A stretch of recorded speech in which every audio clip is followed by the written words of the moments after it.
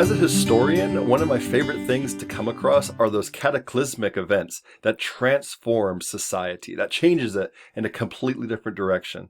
And we're going to have our very last lecture looking at one of those moments. For United States history, it changed everything. And that is the American Civil War.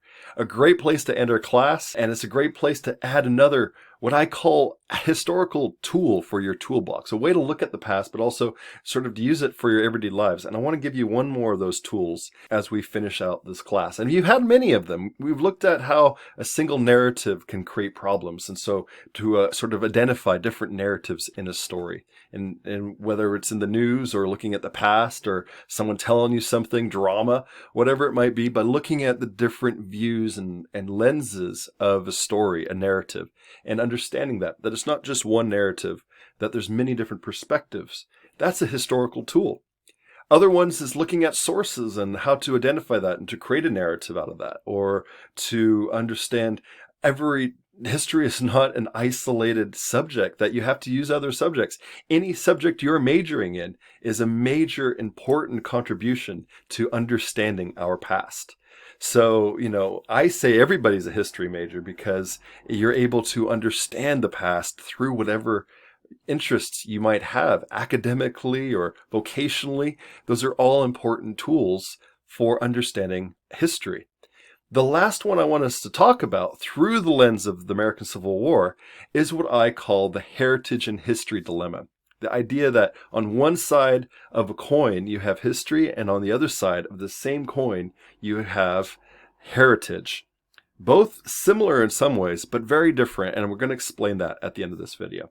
But first, I want us to talk about the Civil War very briefly. This is just an ending to the class, and I think it's an important place for us to end because a lot of people have interest in this. If you're a history buff in the American U.S. history, oftentimes there's a conversation about the Civil War that comes up. And but also, this is an event that transforms and changes the direction of the country. That is why oftentimes throughout the country, you have U.S. history broken up into two places, and it's often broken right at the Civil War or actually right after Reconstruction, which still is part of the Civil War story because it's the aftermath of the Civil War, what it does to create a new country. So, we have looked throughout this whole class, the development of the country. We've looked at identity shaping to become Americans, people being forced or choiced to be into locations of certain areas. And now we're looking at this catastrophic event that transforms everything. And we're going to look at sort of what it means to slavery, what it means to the end of slavery, the Emancipation Proclamation. And then we're also going to look at and think about what the Civil War meant right after the war and how people understood that, and then how that re-transformed identities. So how did the Civil War, at the aftermath of it, start to create a new fork into the direction of where people were going and the way they look at themselves and the way they sort of see new institutions coming about? And that's a great place if you're going to take a second part of the U.S. history class, because that's going to be the focus from there, and which I love teaching that one because you're able to develop so much more and get into the modern day, but it's a lot of the same stuff we're looking at. And so this is the place where that ends, but also there's a lot of continuation. So the story of the Civil War starts with what we've been already looking at in the 1800s and the social movements that are happening.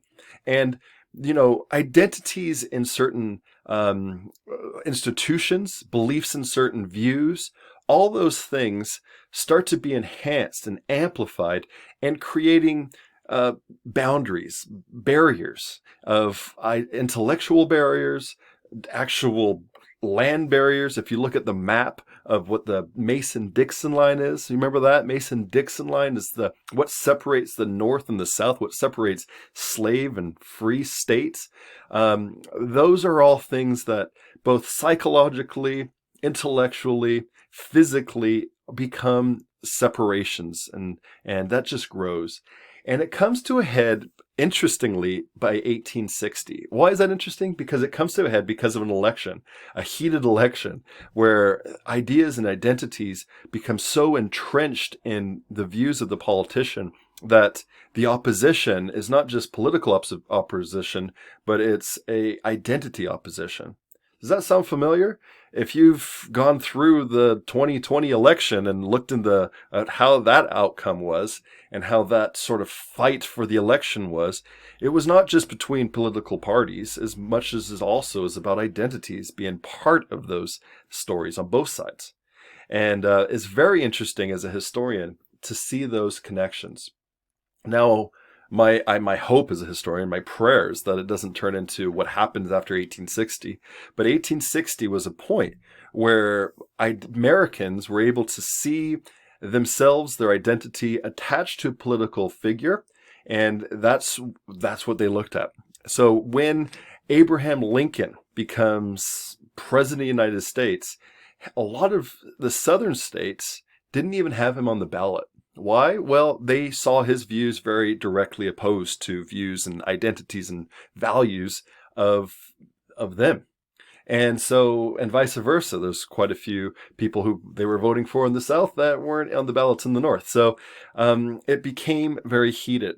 And though in the inauguration address of Abraham Lincoln, which I definitely recommend, and one of the things he makes sure to say is that he is not going to end slavery. It is not he doesn't see how he would have the jurisdiction to end slavery. Basically saying it's not an executive power, it's the power of the country. Is the essence of what he's saying. He's trying to remold the country back together, despite the separation that was happening and growing. A lot of times, and wrongfully, I'm going to people see the American Civil War as not an issue of slavery. You get that a lot, and I'm going to talk about that at the end between history and heritage. But slavery, no matter how you look at it, you look at the sources, you look at what's happening, slavery is a foundational issue. A lot of people might say, well, it's about Southern rights. And if you heard that argument, you might see that. Well, one of those Southern rights is slavery, and that's one of the biggest ones.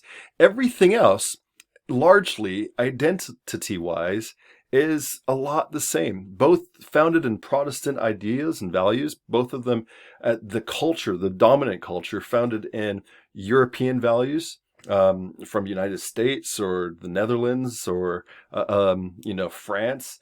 But so there's a lot of the history is the same. The identities and historical identities are the same. What splits people is the issue of slavery to the T. Both see themselves as a strong economy. One's based economy is into the agriculture, right? But the other one's in the city with industrialization in a different way. Both industrialization, but just in a different way.